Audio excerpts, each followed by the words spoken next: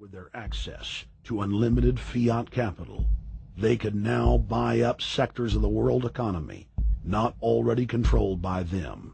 For over a century, the Anglo-American establishment had worked to bring the world system to this point.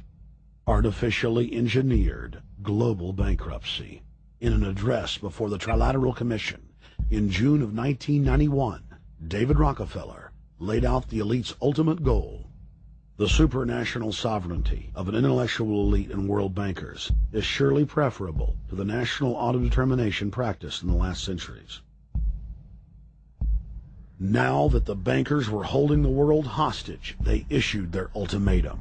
The only solution to restart the global economy would be to set up a planetary government ruled by a new Bank of the World, a Bank of the World owned and controlled by them.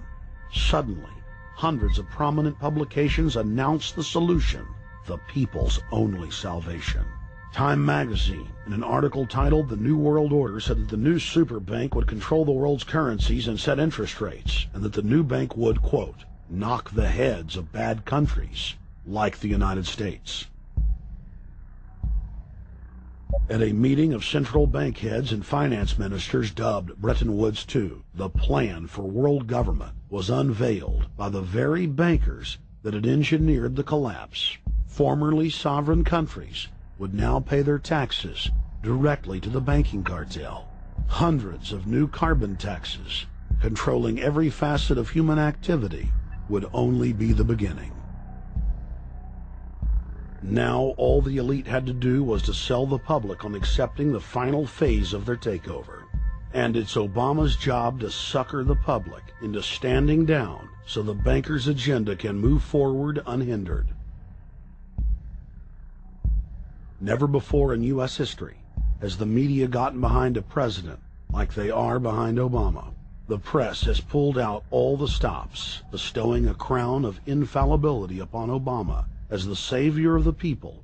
The elite are betting everything they've got on Obama's charisma and hoping that he can sell the world on their program of tyranny. Yes, there have been differences between America and Europe. No doubt there will be differences in the future. But the burdens of global citizenship continue to bind us together. A change of leadership in Washington will not lift this burden.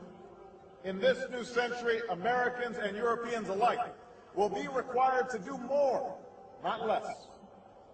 Partnership and cooperation among nations is not a choice. It is the only way. We've got to give them a stake in creating the kind of world order that I think all of us would like to see. In truth, Obama is not simply continuing George W. Bush's policies. He is radically expanding them. I thank President Bush for his service to our nation. This film has documented the painful fact that Barack Obama's agenda is the complete opposite of what he has claimed it to be. Now we will reveal what Barack Obama and his controllers' true agenda is. Number 1. Bring the United States under the complete regulatory control of a private offshore superbank known as the Bank of the World. More than 100 new taxes are now being developed under the umbrella of curbing greenhouse gases. The new taxes will be paid directly to the private bank consortium. At the producer level, taxes will be paid on farm animals' flatulence. At the consumer level, there will be carbon taxes on all forms of meat, beef, poultry, pork, and fish. All cars will be fitted with satellite tracking boxes that will tax driving by the mile. And an added tax will be placed on all fossil fuels, including motor oil and natural gas. All plastic products will have a carbon tax added. Outdoor space heaters and fireplaces are to be taxed. All electricity produced by coal-powered plants will be taxed. Under the cap-and-trade system, citizens will be forced to pay taxes on thousands of products to private cap-and-trade services owned by Al Gore and other elitists. There will be taxes on light bulbs, water, trash pickup, air travel, train travel, bus, ship, medicine, steel production, mining, clothing, laundry, asphalt are just a few of the new taxes to be levied. But to truly transform our economy, to protect our security and save our planet from the ravages of climate change, we need to ultimately make clean, renewable energy the profitable kind of energy. So I ask this Congress to send me legislation that places a market-based cap on carbon pollution and drives the production of more renewable energy in America. That's what we need. The notion of anthropogenic global warming is a fraud. In other words, the idea that the planet is getting warmer and that human activity is somehow responsible is a pseudo-scientific fraud. It's a big lie. It's a monstrosity. Remember the Nazis, they had race science, race hygiene. They said Aryan blood is different from any other kind of blood. This was, of course, idiocy, a fantastic piece of nonsense. Today, we got something similar. Global warming caused by human activity. And the answer to that is carbon tax plus cap and trade, according to the wishes of Al Gore, Prince Charles, and basically the entire world banking community, the world oligarchy.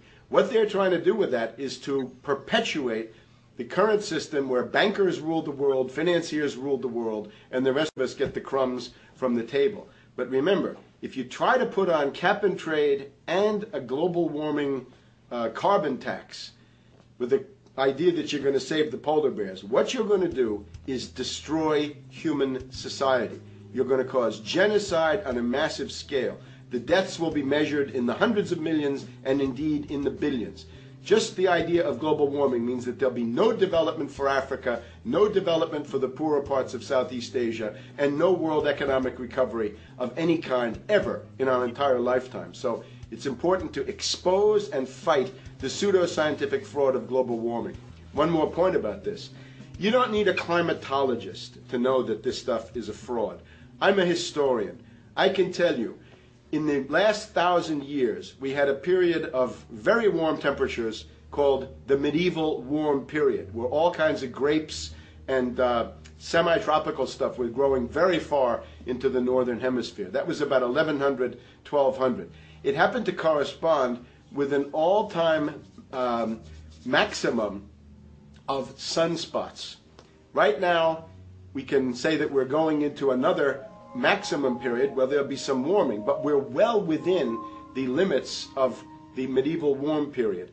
About 1600 to 1650 was an ice age in northern Europe. The North Sea was filled with ice. The German and Dutch ports and the English ports were filled with ice. That corresponds to an all-time minimum of sunspot activity, the Spörer minimum and the Maunder minimum. So this has largely got to do with solar activity. We can see that other planets, not just the Earth, are warming slightly as a result of increased solar activity. But we're well within the minimum. So what the oligarchs claim to be an open and shut scientific case is a piece of pseudo-scientific nonsense, and it should be rejected. Number 2. The social engineers are fully aware that the Obama craze will wear off quickly, so they are racing to put in place the most oppressive police state control grid in human history. 20,000 battle-hardened regular Army troops are now being deployed to patrol the streets of the United States. FEMA is now building giant camps in every region of the country, and the Congress has introduced bills like the National Emergency Centers Act, H.R. 645, which merges local governments and the police under federal control. And as we all know that have watched these things, they're ready for the riots. With these detention centers that are being opened up around the country, with state police training for riot control in the event of economic calamity and food riots, they know what's going on and they're prepared for it. So people better also prepare for it themselves. Anyone that's not prepared for what's going to happen, they deserve what they get, because there's enough information out there pointing to the problems, and they should take all precautionary actions. Next, Obama ordered the Defense Department to issue DoD Directive 1404.10, establishing a 1 million person civilian army under his control.